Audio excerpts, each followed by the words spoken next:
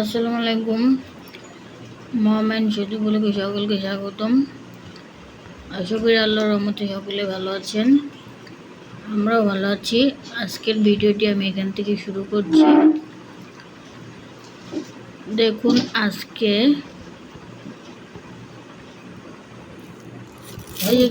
আজকে বাইরের থেকে খাবার আনা হয়েছে দুপুরের জন্য। তেহারি,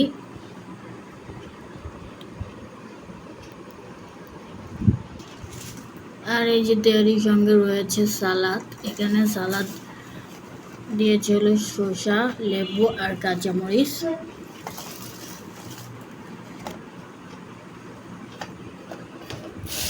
এই যে দেখুন, তেহারিটা প্লেটে ঢালা হয়েছে। এখন আমরা সবাই তেহারিটা খেয়ে নেব।